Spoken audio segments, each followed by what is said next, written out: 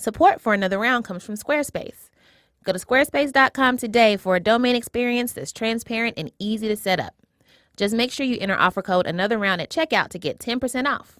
Make your next move with Squarespace. Hey everyone, Eleanor from the Pod Squad here. I just wanted to share with you some very exciting news, and that is that Another Round is having a live show in Chicago, and we want to see you there.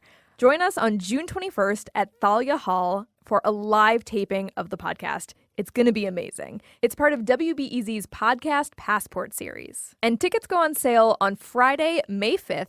And for more information, go to wbez.org/events. Hi, everyone. I'm Heben. Stop it, Tracy. Hi, everyone. I'm Heben. I'm Tracy. And welcome to another round of Heben and Tracy. Hey. Everybody looks so great. Yo. I feel like you're all in a band with the coolest band name. A collective band called This Room. Hi, Heben. Hi. How are you? Yo, we're at South by Southwest. Crazy. That is a little bit wild. Last is. time we were in Texas, we drove by a giant flag that just said Jesus. Several. Not a specific church or like... Also, a nice white lady was talking about a black girl to me, and she referenced her as her colored friend. And I was like, well, look at Texas. Just being as Texas as it can.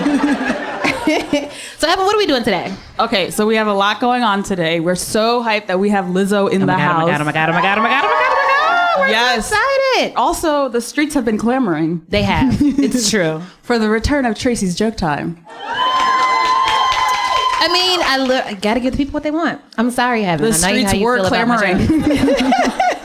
And we have a brand new segment, I understand. Exclusive. Thank you, I wasn't ready to. But we're gonna talk about how folks tend to double down when they say dumb shit. Oh, yes. Shit. The rum and cokes are here. Absolutely. So people always ask us if we really drink on the show. And the answer is yes, guys, yes. Yes, we professionally drink on the show. Cheers, Trace. Cheers. Yes, I don't need water. And so Brand's making a new segment, the Double Down. Yes. I'm just saying that maybe Donald Trump's entire presidential success rests on inspiration from KFC. So it's Kentucky's fault, basically. I'm the problem, is how I just interpreted that. So are you familiar with the Double Down sandwich? At KFC. Yes. This is the one where there's no bread. It's just two big ass pieces of chicken. It's just two pieces of chicken, some bacon, I think, and some cheese. Okay, wait. I'm stressed out. Can I tell y'all why? Because as a Kentucky native, right, I be trying to ride so hard from the decent shit that comes out of my state.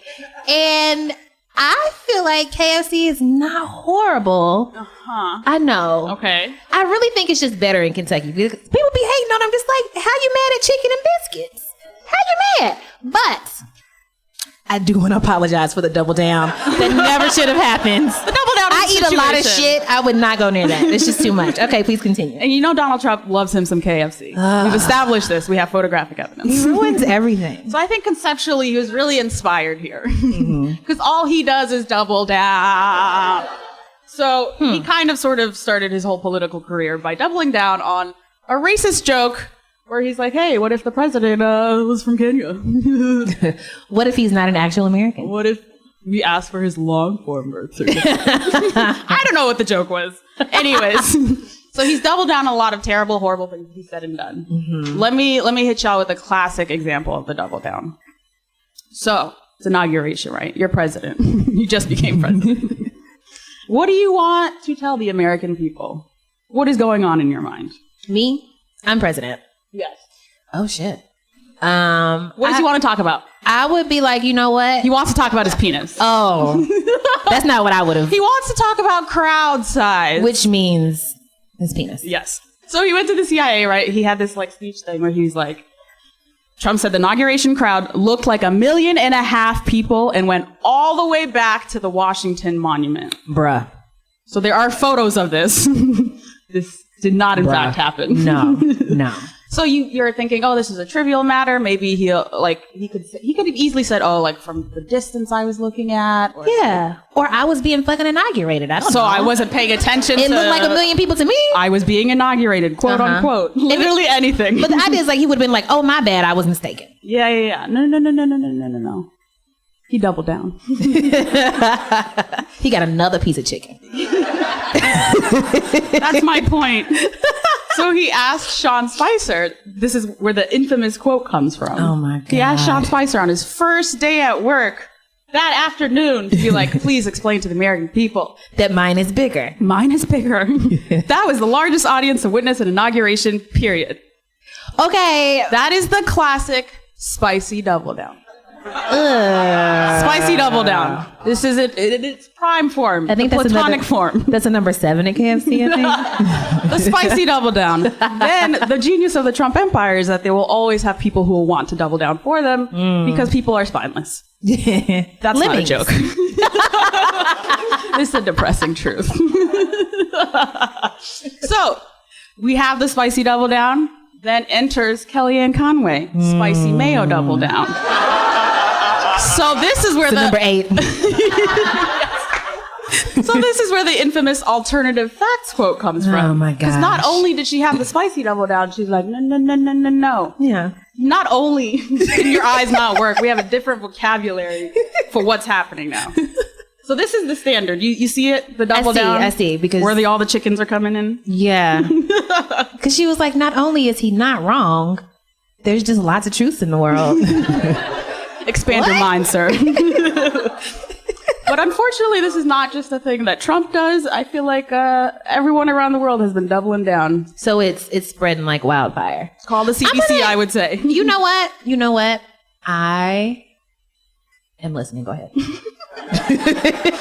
So you know who else is doubling down? Who? Your homegirl, Rachel Dolezal. Who's homegirl? Can Rachel's homegirl please raise her damn hand because Rachel's homegirl in the building. No. So, what the hell is she doing? So Rachel, if you will recall, is the former head of the Spokane, Washington NAACP chapter who claimed to be black before her parents outed her. Yeah, right. As a white woman. Also, just to clarify, this is white Washington on the West Coast. On the West Coast. Not black ass Washington. No. So that's how you know she white for real. So you know she been through it. She's been dragged. Like, she's writing a book. She's still out here. But she really doubled down. She's like, you guys say I am not black. Not only am I black, I am Nigerian. Bitch. She officially changed her name. And I apologize to every Nigerian. One for this story, but the pronunciation right now specifically. She officially changed her name to Nkechi Amari Diallo. Get out of my face. In a Washington court in October. Yo, your face right now. She was just like... She looks so concerned. She did that when, though? In October. So Nkechi is short for Nkechineri, which is a name that originates from the Igbo language of Nigeria and means what God has given or gift of God. Diallo, the last name. Okay, excuse me. Meaning bold. So her name is Bold Gift of God. First of all, God didn't give you none of that shit. You stole it. Okay. Bold theft of God. Second of all, can you be a little more humble with the bold shit? She could have chosen like Born on a Wednesday or some shit, but she was like, no, I'm Nigerian and bold about it. Girl. I mean, in her defense, Nigerians go hard or go home. Excuse She's not me. going to half-ass her Nigerian name. I'm 11% Nigerian, so please watch yourself. Excuse me. I don't know if that percentage is right, but... okay, so Heben, Don't entertain that. So, I mean, I hear you, but... For those, the taxonomists in the room, that was the I am not my hair double down. Oh. If you're still thinking about the sandwich metaphor, which we're barely holding on to. Yeah, the hair is a thing. Because she Yeah. got like fake dreads now. And I'm just like, girl, buy you a mirror. Okay, so here's the thing. Bloop, bloop. Bloop, bloop. I have a safety pin in my skirt and I just impaled my finger. That's Rachel out there. Oh, bitch. I'm going to see you in the streets, girl. I'm going to see you. Okay, so you may be thinking to yourself, maybe Rachel Dolezal and like Donald Trump Clearly, like these are isolated exceptional incidents. humans. Other normal humans, when given the chance to like Right. think about what they said or really wouldn't do reflect that. on their behavior. I don't think that these two yahoos make this an epidemic, right? That's an excellent word. Thanks. I would like to prevent my final example of this CDC virus that is spreading. This is the white feminist double down. Oh, we were just talking about y'all white feminists. No. Shout out to 53%. Hey, never forget. That's gonna be the name of our band. The 53%? Yes, we are the 53%. Anyways, okay, so y'all know Scarlett Johansson is in this movie Ghost in the Shell. Oh, Jesus. This is, yes. Let it out, y'all. I want that groan to be my ringtone. I really do. So she's, ever since it was announced that she was cast as the main woman. Now, let me tell you, the manga, it's a Japanese manga, set in Japan, or a globalized Asia, which is often the setting for these things. There are racialized people in the universe. Like there's like a stocky sergeant guy who looks like he's clearly a white American burly male. Colonel Sanders. Maybe Colonel Sandals. Sandals. Colonel Sandals. And then there's the Major, who's the main character, and she's clearly an Asian woman, perhaps a Japanese woman. And you've read the book, right? I have. Okay. So I trust you. Yeah. So not Scarlett Johansson, who's white. Or as we say in the South, white. White. She's a white lady. White. And, she's been dragged for a while now. Like, the movie's been in production. It's now about to be released in the spring. It's real. It's happening. So you can tell she's been thinking about it. Uh-oh, indeed. Uh-oh, indeed. I certainly would never presume to play another race of a person. Her wording. Race of a person. Diversity. Diversity is important in Hollywood, and I would never want to feel like I was playing a character that was offensive. However, we're hearing her. We're hearing her. Okay. Let's peep this pivot, though. Also, she means but she's saying also. Also, having a franchise with a female protagonist driving it is such a rare opportunity. Certainly, I feel the enormous pressure of that, the weight of such a big opportunity on my shoulders. So, let's translate, please. Okay. Tracy has a question. I'm just learning to Trace from BuzzFeed. Hello. I'm just learning about this double down theory, but here's what it sounds like to me.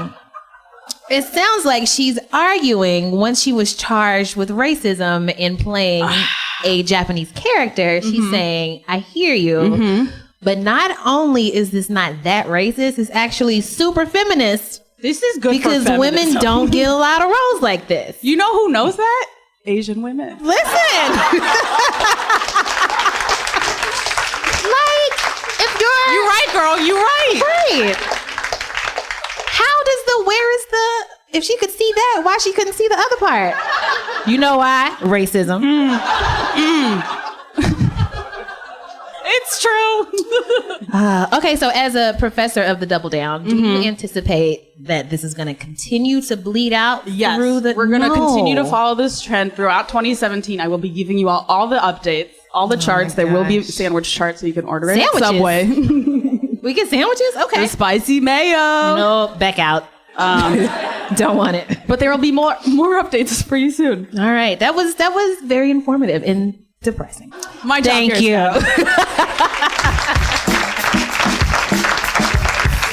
I did not notice we got refills. No, those are both mine. You can have one.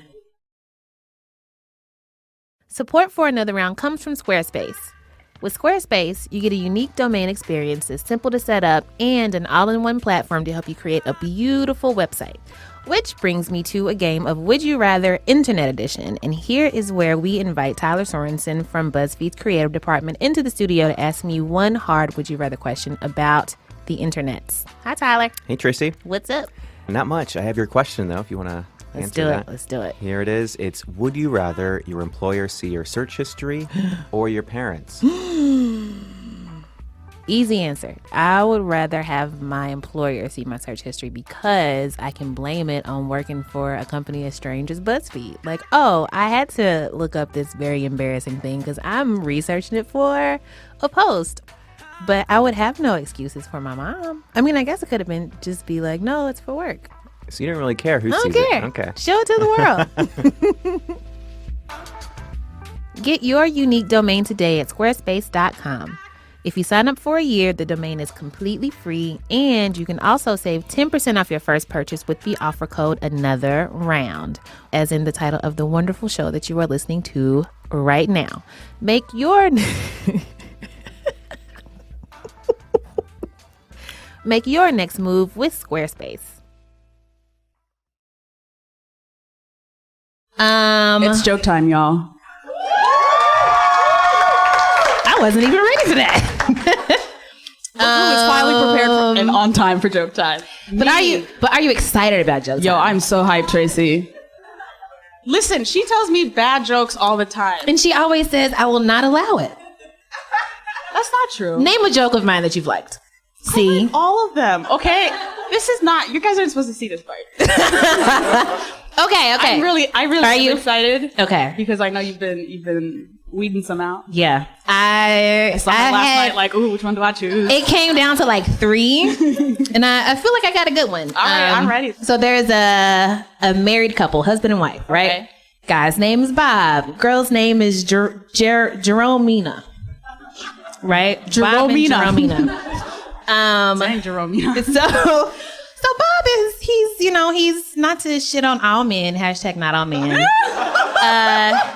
Bob is a fucking man, right? So yes, all men. He's cheap, he's lazy, he doesn't like to fix shit. He leaves, goes to work, comes back, Get it together, Bob. Get it together, Bob. So Bob comes home one night and what's her name? Jeromina? Jeromina? What was her name? Jeromina. Thank you. It's complicated. Thank you. Jeromina is like. Jeromina is like, oh hey Bob, the sink upstairs in the upstairs bathroom is leaking. Can you fix it? Bob says, who I look like, Mr. Plumber?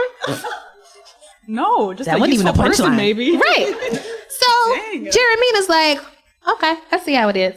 Next week, Bob comes home and Jeromina's like, oh, darling husband, the car won't start. Can you take a look under the hood and see what's wrong with it? He replies, who I look like, Mr. Goodwrench? Okay.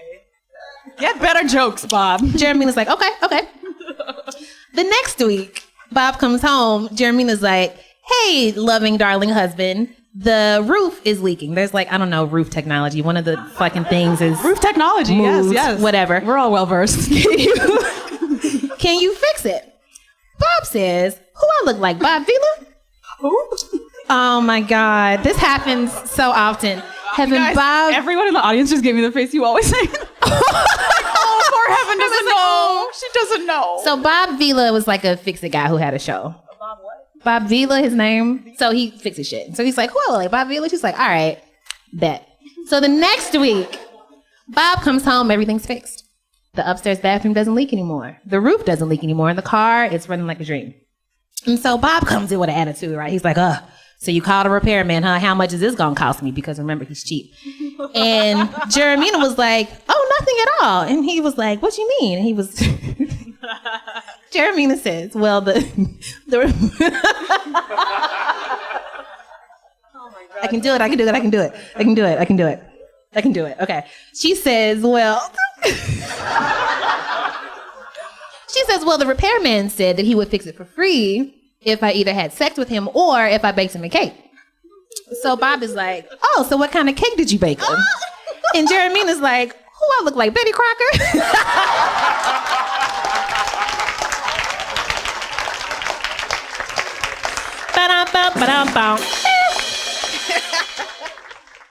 That was a good one, right? Do you approve? Will you allow it? I will allow it. Yay!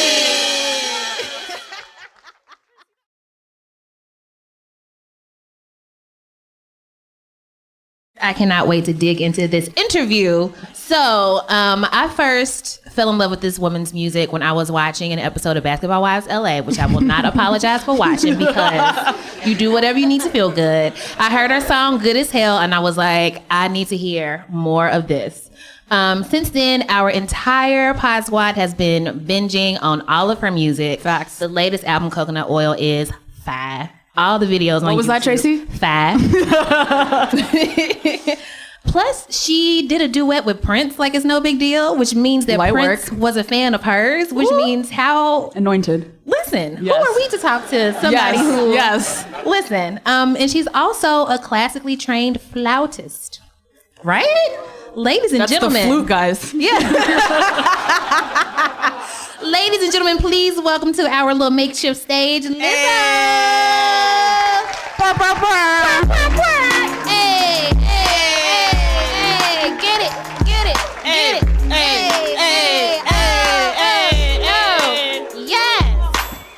Also with your rum and coke. I know, you see where mine is, girl. Malarkey. Malarkey. Thank you so much for being here. Yes. Hey, y'all. What's up, people? Some beautiful people in the house. Hi. Right? We want to know your entire life story. Okay. We're going to start with baby Lizzo, your childhood. Okay. We understand that you grew up in a Pentecostal church. I did. I grew up in Kojic. Yes. I, being a black woman from the South, know what that means. But in case there are some people who don't, heaven does. Can you explain to heaven basically what that means? Oh, I got to talk to Jesus. It's really awkward. My name means... I know, you're like, so much to people. I grew up in the Church of God in Christ. So the Pentecostal church is a form of Baptist that is off the chain. It's though when you see people, hollering and shouting, we speak in tongues. It's very spiritual, and so I found that there was a lot less actually reading out of the Bible when I would go to church, and a lot of the pastor just being like, I don't need the Bible today. The Lord is speaking to me today. And we would just be like, all right, Jesus, and we would kind of just go along with what the pastor was doing, So I don't know, it was very like the Church of God in you. And I don't know, I kind of carried that with me for the rest of my life. It's way less strict. That's a lie. You couldn't wear pants if you were a girl. Okay. You couldn't go to the movies. You couldn't go to baseball games. Right. And you also couldn't listen to secular music, right? It was the devil. So do you remember your first secular song? Yo, people been asking me that. I will say the first time I connected to a secular song, and I was like, I'm missing out. This dude on the bus, he was like, let's rock. Hey. And I was like, what is this? What is this thing you're doing? What is this thing you're saying? Where are the tambourines? I don't understand. He's like, it's a rap. It's a rap. I'm like, oh man, I'm missing out, dog. I got to turn on the radio. So is your family still Kojic? And if so, how do they feel about you making songs about your ass getting thicker and thicker? Woo! You know what? The proof is in the pudding. I mean, I'm not lying. Well, I feel like I had this rule, like my great grandma, Mama Kirkwood, God rest her soul, she lived to be 106. Shout out. Hey. But when she was alive, I was like, my rule is I can't make music that she wouldn't approve of, and that if she heard, she would be upset with. So that kind of restricted me a lot. That's where batches and cookies came from. I could say bitches and nookies. But then that is so cute. I got to this point where in my life where I was like, yo, I gotta just do me. And we played Detroit, where my whole Kojic family lives. And they all came to the show, and they're so supportive of me, and they're so proud of me. That just goes to show you got to do you. You can't let nobody hold you back. And, God's cool with it, too. I talk to him every day. Yeah. He probably a fan. Like, oh, like that latest single, girl. Like, girl, you killing it. Thank God. You grew up in Detroit, but grew up also in the Houston area. Yeah. So I heard a story that you skipped school in the 5th grade to go to a Destiny's Child concert in a Walmart. Yeah, I did. On Dunvale. And please talk us through that entire day. The entire day. Walmart on Dunvale and Westheimer? What? Yes. You do? Yes. It's funny because I actually got to sing with Michelle Williams at Bonnaroo. Please, the whole story. And I walked up to her and I was like, Queen, I skipped school to see you sing at Walmart. And she was like, you know how many kids told me they skipped school to stay in school. I was like, Michelle, I'm a grown ass, so I'm not in school. I graduated. I made it, I made it. I remember my sister, they called my name over the intercom and they were like, get your ass out of literature. Your sister's here. I was like, yes. So my sister was like, we going to see Destiny's Child. How old was your sister? She's 5 years older than me, so she was her ratchet ass skip school too. She was in a more important place in her scholastic career, and she was like SAT prepping and was like, nope, gotta go CBC3. So she scooped me up, and so it was so many people. Everybody thinks that it was like Beyonce sitting on a stool in a Walmart, next to the plastic furniture. No, it was like massive. It was like people everywhere. It was an outdoor stage they built next to Walmart. What? And yeah, girl, it was lit. It was Walmart so lit. Poppin'. Back when CDs were like a thing. You know what I'm saying? So they were on stage and they did the gospel medley. And I don't know if any of y'all know the old school gospel medley they used to do, but like starts with Amazing Grace. Thank you, Lord, hallelujah. Anybody who knows can do the 3-part harmony with me. Holler at me later. But like, I'm taking myself. So, All right. she said, turn my mic off. Anyway, I can't tell a story without cracking a joke. But so then they got to the amen part, and everybody's just like watching, tears in the eyes, goosebumps. And I was like, I want to make people feel the way that they're making me feel. And I was like, I want to be a singer. And I decided then that I wanted to be a singer. In the 5th grade, I was like, I was a flutist. I just started playing flute, but I was like, I'm gonna write songs too, bitch. Yeah. I'm gonna play my own flute in my own song. You know what I'm saying? So we were surprised to learn in your research that you spent some time homeless. Yeah. And I feel like that's definitely a thing that we don't talk about enough, because as people who are privileged enough to have homes, we train ourselves, especially in big cities, to just like not even see homeless people on the street. So, and also when the privilege of stability. Yeah, it's something that people take for granted, because I know when I get like stressed out, like, oh, I'm late for work. Oh, my life is so unstable. And it's like, bitch, you got an apartment and a job. Like, what are you doing? You know? But talk to us a little bit about like how you found yourself in that position. Well, I would say I still am privileged in a way where my homelessness came from being very stubborn. I was alone, but I was also very stubborn, and I was in Houston. My whole family moved, and except for my dad, who got really sick, and then my dad passed away. So I was in Houston on my own, and How old were you? Was how old was I, Jesus? Who says that good when they think? Are you kidding me? I blocked those years out, but I was 21. 21 was like the worst year of my life. Is that like your thinking soundtrack? Yeah. I'm sorry. Yeah. That took me out. It's just mint conditions up, and they're like synapses. Yeah. Sorry. But I was like 21, and 21 was like the worst year of my life, and I've been in all these situations where things didn't work out. I was like, yo, what is going on in my life where every time I try, everything kind of like falls apart. It's like, does God not want me to do music? Does God not want me to live in Houston? Or is this the devil? This was my mind thinking, was this the devil trying to stop me from my true purpose? Because everything was hard. And I remember at the worst homeless, I was able to stay with my drummer in my band. I would like sleep on his floor in his room. His room is very small. And I was like showering. The worst is when I was sleeping in my car, my sister's car that she gave me, which was like this T-boned Subaru that like the police would come and be like, are you okay? Because they thought that I had just gotten in an accident. Oh my God. Every time I drove that bitch, it was like, bow. Like, imagine a car that looked like concave on one side and then a normal car on one side. You couldn't sit in the passenger. So I was leaning back. And I was sleeping in that car, and I was showering at a 24-hour fitness. I would sneak in and act like I was a member, and I would shower at the gym.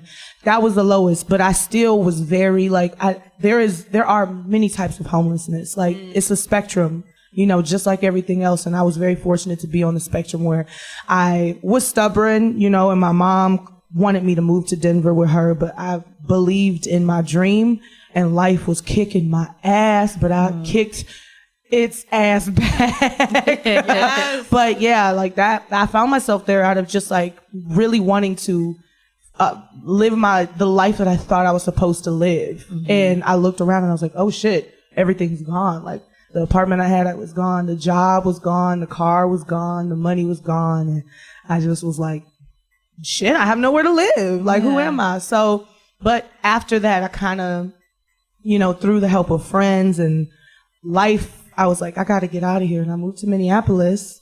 And the rest is history, but yeah, why did you choose Minneapolis? Yo, I don't know. That's a wild state to pick. Yo, I don't let me go to Minnesota. So, like, I don't know, like, why did Yachty choose Minnesota to sing about? You know, like, there's so. I'm just kidding. Everybody's like, I tried to make Yachty poetic. What? Yeah. I feel I need a slightly younger crowd. I believe in whimsy. Like, I believe in the universe kind of moving you. And I was like, I don't know where to go. And this dude was like, yo, if you come to Minneapolis, you could stay at my parents' house. You just sing in my band. And I was like, okay, I'll sing in your band. And I'll stay in your parents' house till I get on my feet. And you didn't know this person? Oh my God, what if he was just like some dude Who is this person? on my MySpace? Hey. He just commented on my MySpace. Hey, So I little went on girl, you Craigslist. can live with my mom. No, you know what? He was sending me tracks, and we had an online relationship where he was sending me tracks, and I would sing in like a little video and send him the video of me singing on his tracks, and he was like, "Oh, you're good. We should be in a band together." And I was like, "All right." I moved to Minneapolis with him. I had no idea that there was so much culture and so much music, and that Prince still lived there, and that I didn't know that it was so popping in Minneapolis. And I feel like a lot of people think like, oh, you know, you went to the city to take advantage of a local centric scene. And that's not the case at all. I went there because I had no other choice, and I had no idea what was going on in my life. And I was like, if I'm to be in Minnesota, my mom, I remember she looked at my ass and she was like, if it doesn't work out, you can always come to Denver. Like, cause we were like, Minnesota? But shit, man, look at it, man. Minnesota is the most wonderful place. Like, the music there, y'all, you think, if you know an artist from Minnesota, there are 20 more that are just as amazing or even better than that artist. And they're all just like, you can sell out 10 shows in one night there from local artists alone. Wow. The culture is so dope. What do you think it is about Minnesota that makes that happen? I think it's the weather. I really do. I think it gets so fucking cold that you have nothing else to do but sit in your room and create something. And everybody's trying to create. And I think that they also had pioneers there that believed in, I don't know what the word is, but they were very, like, Prince wasn't the type to be like all out. You know what I'm saying? He didn't put his shit all out in the streets. He was very like private and very creative and played a million instruments and just made music. And I think that culture kind of spread into the people. And you had all type. You had Atmosphere who did that shit too with the rhyme sayers shit with hip hop. And there was just the people who blew up out of Minneapolis always invested back into Minneapolis. So the people of Minneapolis wanted to be like them. You know what I'm saying? How did you link up with Prince? Oh, girl, you don't just link up. I mean, where you at, Prince? Where you at? You into his world. Oh my God, you don't link up with Prince. I don't know. I don't know, man. How did your universes collide? He saw me in a documentary, a local documentary on like local Minneapolis artists. And Third Eye Girl was one of them because he was like, this is my group. And he was like, who are these girls? Because it was me and my DJ. We were in a girl group. He was like, who are these girls? You know, and we were like, the name of the group? The Chalice. And he like not DM'd. Prince slid in your DMs? Sorry, y'all. I'm in 2017 like every day. Prince slid in my DMs. He slid in the DMs. No, he emailed the radio station and said, I want to work with these girls. And summoned us to Paisley Park on Easter Sunday. What? It was crazy. On Easter? It was Easter Sunday. I was like, this is so appropriate. Like, he is risen.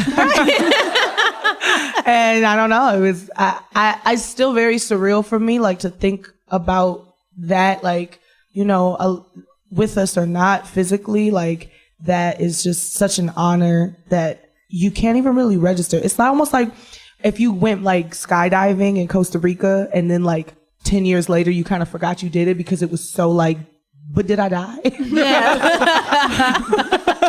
It's like an anxiety blackout almost, right? Yeah, or just it's like you just can't even believe that that's your life. Y'all ever feel like that? Like, I don't know, some days you're like, is this my life? Like, yes. There's a Nora Ephron book called I Remember Nothing. I feel it. Could also be the Heben Nigatu story. Yes. Oh my gosh. So let's switch it up and talk about coconut oil. Yes, your new work. Pat your head. Yes. So we had heard that it was supposed to be. I'm sorry. I'm getting comfortable. Excuse me. What happened was. Fun fact, we have a segment on the show called What It Happened Was. It's true. Yeah. It's true. But so we heard that it was going to be called something else. Why did you switch it to coconut oil? Like, tell us about the impact, like the meaning of coconut oil in your life. Yeah. What miracles has coconut oil done? Sure all the black girls got a testimony about coconut oil. If it changed your life. I see you in the back. She said. Come on, sister. Hallelujah. Yes, Jesus. yes, Ooh, shabba, shabba, ha. Shando. Shabba, Honda. I will say I had a major life change one day when I realized the principles to having a happier life. One of them was please don't text that fuckboy back. Whew. Another one was hush, her business is not yours. Woo. Okay. Uh-huh. Come on, Jesus. Yes. Another one was yes, you can eat that. If I didn't need these, I would throw them on the ground. Obama said it, y'all. Yes, you can. Si se puede. Water. And lastly, coconut oil. And I started to think about that idea. Like, my brother is such he's an apothecary and he's just super into things. And he was like, you can brush your teeth with coconut oil. You could do. And I started learning more and more about the benefits beyond like us just greasing our scalp, which I've done and what we have done for generations. Like, look, oh my God. Side note, this Indian girl, she's so cool. Oh man, what's your name, girl? Can't think of it. But anyway, I was like, I want to give her a shout out, but I can't. She came up to me and was like, look, hot oil treatment. She was like, my people, my girls, Indian women, for literal generations, centuries, eons, we've taken coconut oil, we heated it up, and at night you lay it in your scalp in a certain way and you braid it, or not braid it, but I forgot what she said, but you flatten it in a way, like twist it down, and then your hair is shinier, thicker, fuller, more resilient. And I was like, girl, we got the same thing, girl. It's called greasy scalp. And sometimes we call it blue magic. Ain't that funny? Sometimes you call it Royal Crown too. Okay. So I realized that beyond greasing your scalp, there's all these amazing things that the earth wants to give you. Coconut oil, coconut water, coconut milk, coconut meat, there's so many uses for this thing. And I'm in this part of my life where I want to start taking care of myself. Not in a superficial way, not in a I went through all the motions with my emotions, and I've been like, what do I like about myself? What don't I like about myself? Okay, cool. Let me just work on it, And coconut oil was like a leader in that for me. And I wanted to honor that. Yes. I was in the studio and we were writing music, and my audience for a long time has been white feminists. Shout out my white feminists. Hey girls. Yes. Y'all been supporting your girl. We see you.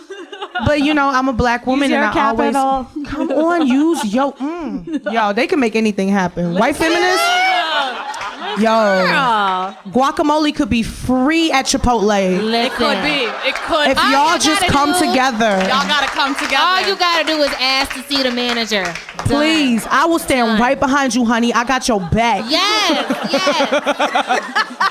Yo, dead ass. But so I wanted, as a black woman, I wanted to make a song for someone like me, and I never want to make anyone feel excluded. I felt excluded for so long from so many things. I'm fat, I'm black, I'm from Detroit, I got a loud mouth, like I'm a lot of things that the mainstream media doesn't say is welcome here, And so I felt excluded.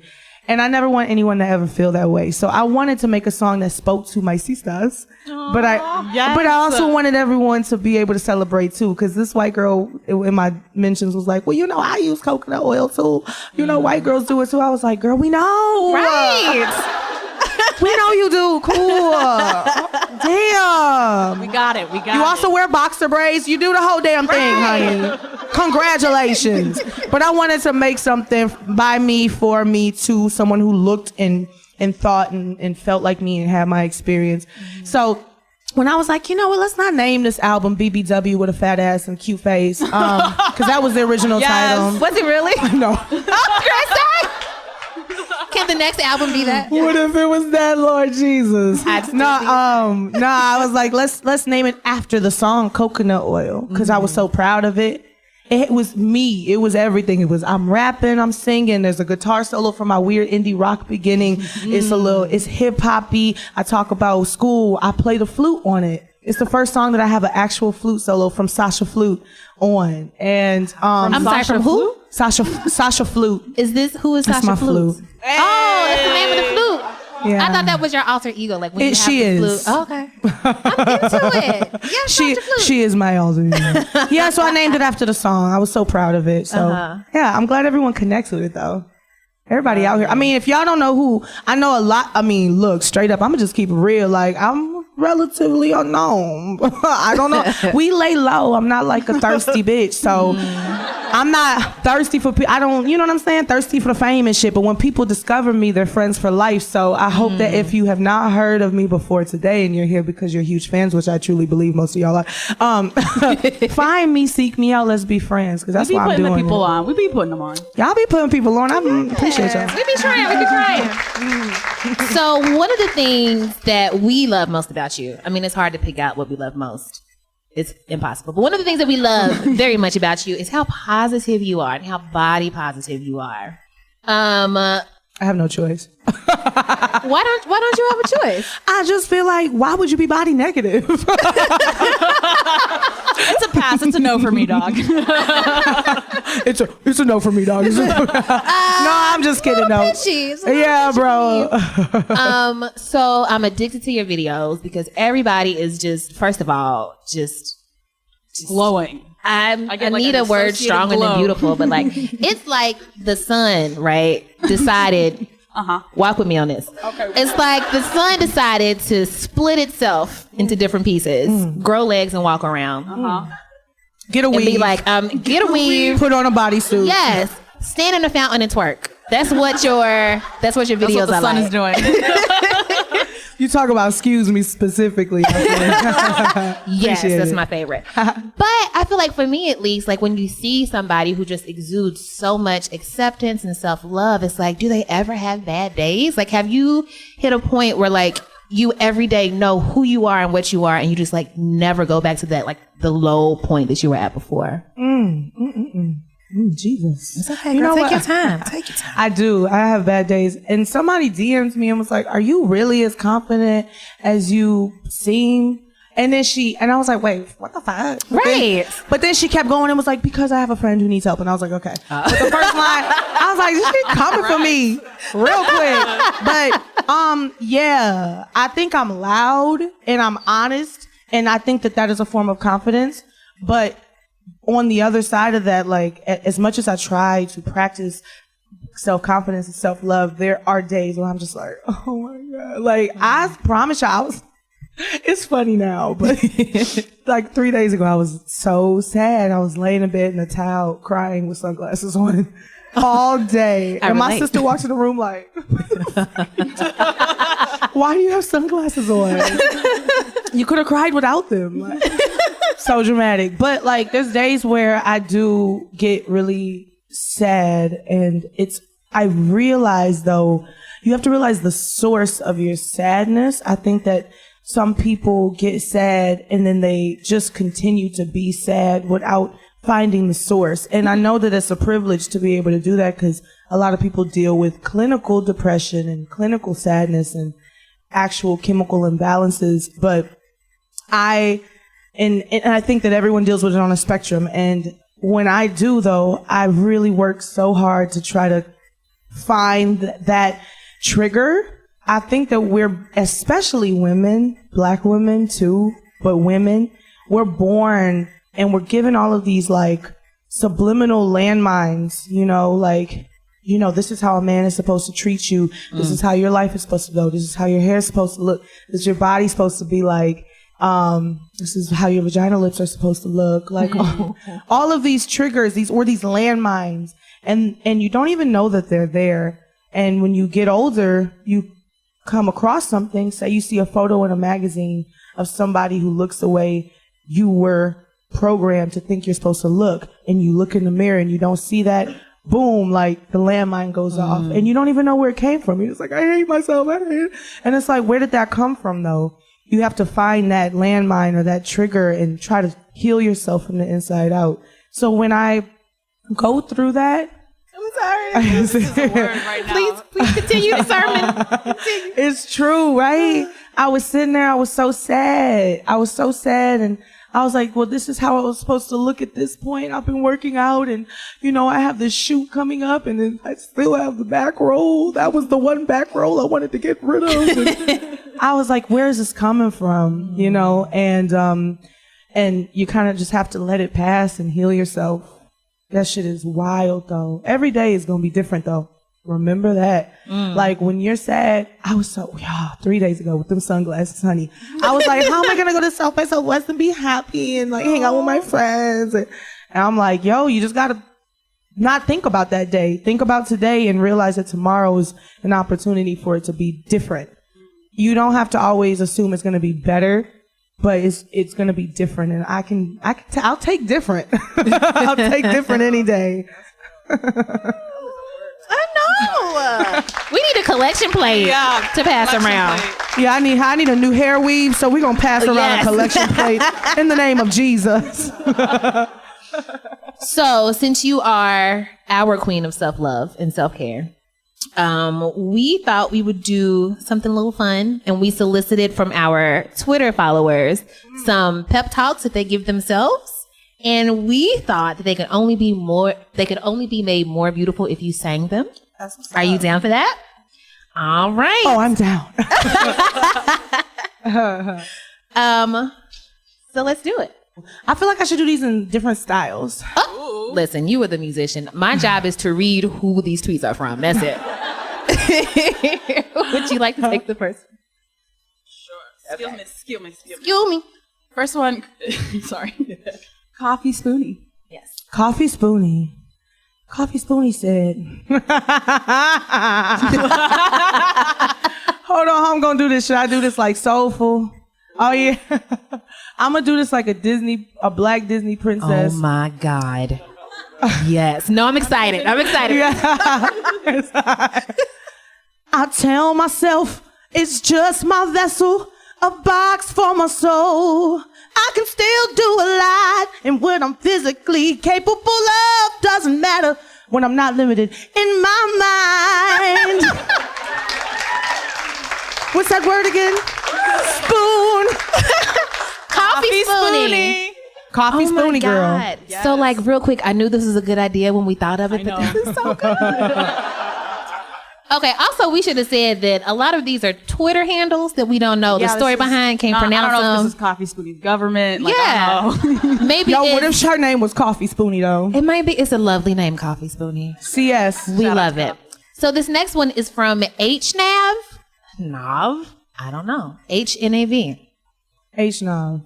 I'm going to do this one like like a guitar, like a coffee shop guitar girl. Yes. Ooh. Okay. It's like Young Taylor Swift. Oh. Young Taylor. Should I do it like Taylor Swift? Yes. No matter how I feel, every night I look in the mirror and say, you know what? It's not that bad. It's actually pretty good. Yes, Young Taylor. Was I wrong? Okay. That was lovely. I've been directed to do this last one because neither of us knows how to say this because we don't speak French. The next one is from Cafe Chate. We have one job. That's how you say it. Have one job. There you go. All right, and this will be our last one. I really want to do this one like Juicy J. I don't know why. Please do it. I really do. Oh my God. Oh man, I need like a beat. I can't make a beat. I don't know. I was gonna be like, that's it. Look in the mirror, do a slow turn and say, damn, Ma, you looking thicker than some oatmeal. Hey, keep it moving. Keep it moving. Keep it moving. Yeah. Damn, bitch. Young Juicy J, everyone. Young Juicy J. Bye, Juicy. Bye, Juicy. Beautiful. Oh my goodness. How y'all doing? Y'all having fun? That's what's up. Also, tell everybody where they can find you and your work on the internet. Oh yeah, dog. Find me on the fucking Instagram, on the Snap, on the Sizzle, the Twitter, everything. If you type in Lizzo, you'll find me. So I'm Lizzo Be Eating, and on Instagram, and I have so many naked photos and twerk videos. Oh my god! Yeah, the ladies will love it. The slow motion twerk videos. Listen, I call that the waterbed. Hey. That's the waterbed. Listeners at home did not see that hair flip. that was an but they heard hair it. flip. They heard it. It was like whoosh. Yeah, I'm Lizzo Be Eating on Instagram and Lizzo everywhere else. You just find me and be my friend. Lizzo, thank you so much for being here with us. When you're in New York, find us. I will. Okay. Thanks for the This alcohol. has been a joy. Yeah, get some more. Throw it back, girl. I want Just another finds us. round. You got it. I will allow it. I will allow it.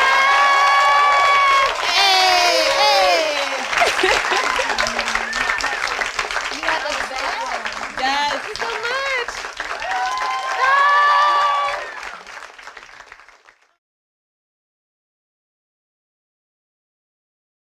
Oh, y'all, we have reached the end of the show. Oh my gosh. I know. Well, not technically. We still have to do rounds and credits. Oh. Heaven. Yes. Can I sing the round song? Ooh. Baby, come through. You deserve rounds tonight. I stole that from somebody on the internet. Incredible. Who's your round for? Okay, Tracy, have you seen the documentary Tickled? Mm-mm. Have y'all seen the documentary? Okay, there are Is it some about eyes in the tickling? room, so they know. They know.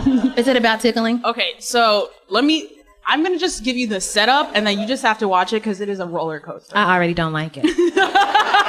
Tickling stresses me out. So there's this New Zealand reporter, and he stumbles upon this video. Tracy's already out. Of an international tickling contest. It's like it seems like it's like competition. There's this video of boys sort of. It looks like they're wrestling, but they're literally just tickling each other. Their hands are tied, their feet are tied, and then it's like endurance tickling. How are they tickling if their hands? I was gonna shut up. No, there's another person. Oh, There's another person. So they're like, somebody's tied down, and someone's on top of them tickling them. Until something? until So that's the video he stumbles upon. He's like, looking like y'all, like, what is this? What are you talking about? So he writes the company an email. He's like, hey, I would love, there's an event he finds in town. Hey, I'd love to cover it.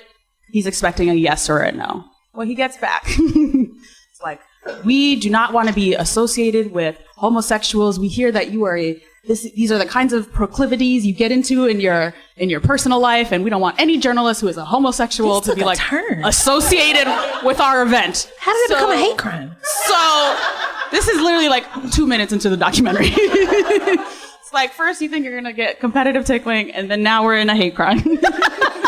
Story of my life, am I right? So this guy's obviously like, okay, let me look into this. And like, he gets an email from these people. They're flying out from New York, or from the States to New Zealand to tell him to stop his inquiries, like stop looking into this. So he's like, well, that escalated quickly. I'm going to look further. So that adventure is the documentary. He's like trying to figure out who's behind the association. At first he thinks it's a woman. Maybe it's a man with a surname. There's all these like tax code loopholes someone's jumping through. And then because the people behind it did not want to be found out, it's one of those documentaries about a person who does not want to be seen or heard, like Steve Bannon. I want another one of these. Just about Steve Bannon and his acid tub. Anyways, so the whole documentary is that journey of like figuring out what's happening. They go on stakeouts. It really made me want to go on a stakeout. Let's go on a stakeout. Yes. Seriously. So, of course it has darker roots if we're already at homophobia just from like, hey, can I come to your event?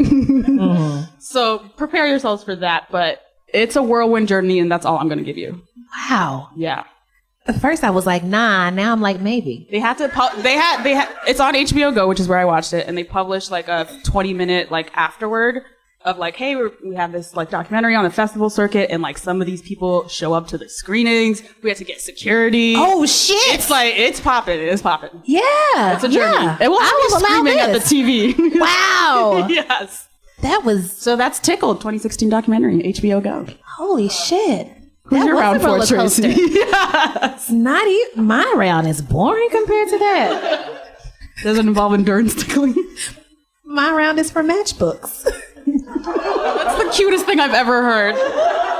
What does that even mean? What is that? I just really like matchbooks. Why? Because I feel like you don't really. I can't remember. When are you encountering those in the wild?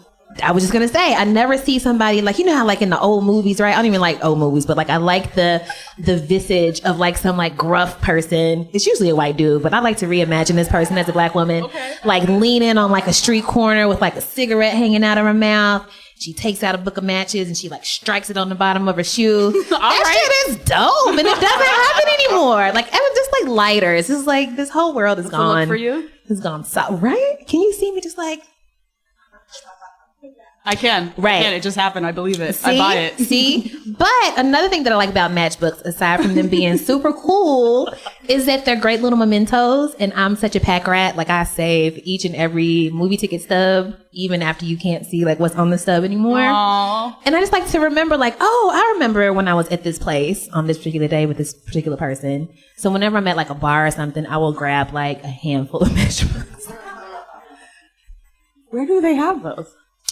Okay, that's another thing. I'm so you don't confused. see them that often anymore, but a lot of times like bars and restaurants will use them and they'll have like their little logo and stuff on them. And I just think they're really cute. Also, when you blow up the bathroom, everybody knows, go get a match, strike it, light it up.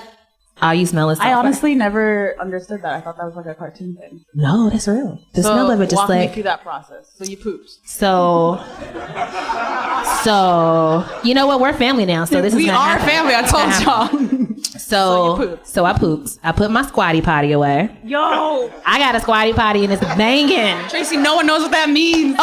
Okay, real quick. The squatty potty is just like this little like stool that you put like right next to your toilet so that it elevates your feet and it like relaxes some muscle in your booty hole so that everything comes out quicker and easier and cleaner. Is it about the angle of your feet? Yeah, so we're naturally supposed to like squat when we poop. You know how babies will like go hide in a corner when you're potty training them and just like squat down and just like strain?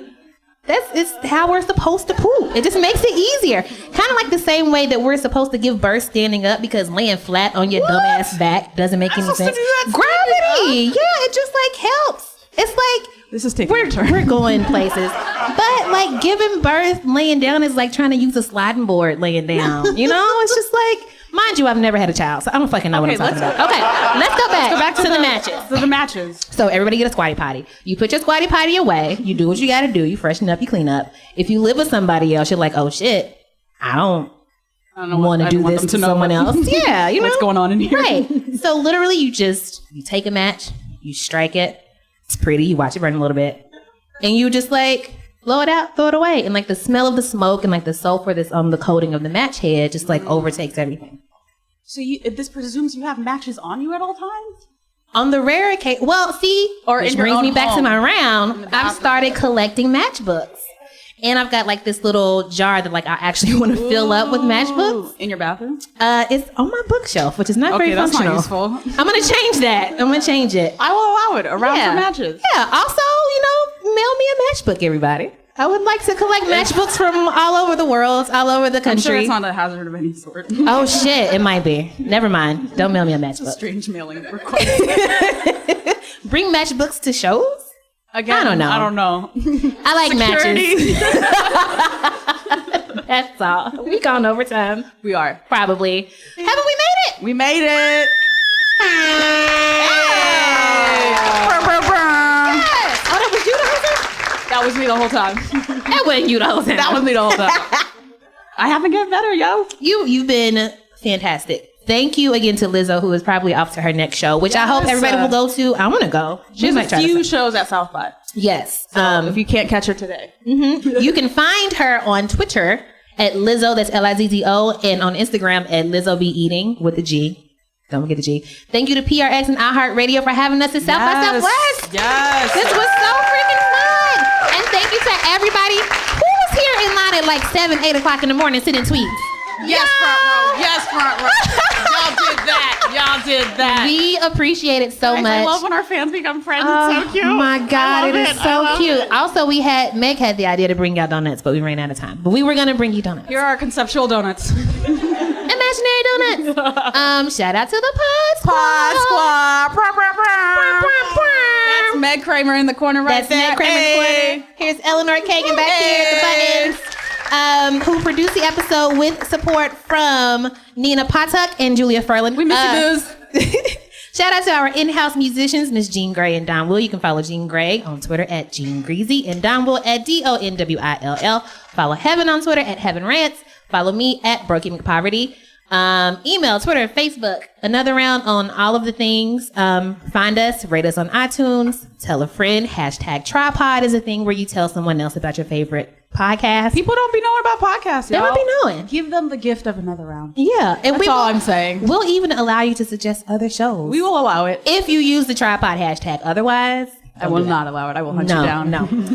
Subscribe to our newsletter. It's really freaking good. You can do that at BuzzFeed.com/anotherround/newsletter. We have merch. Go to shop.buzzfeed.com to get yours.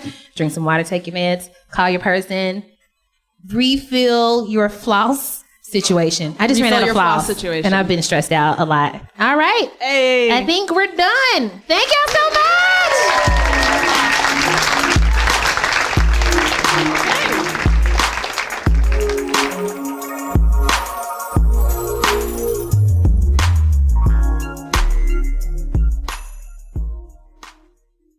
Did you see RuPaul's Drag Race last night? Of course I did. It blew my mind. It's all I ever talk about, and I can't find anybody to talk about it with, so I am so thankful that you're here. I mean, you have become my RuPaul's Drag Race soulmate, and I am thrilled that we have a new podcast at BuzzFeed called The Library, where this is all we talk about. Here, it truly is RuPaul's best friend race. I could not agree with you more. So join us every Saturday as we recap the latest episode of Season 9 and gag over TV's best reality show. Tune in wherever you find your podcasts.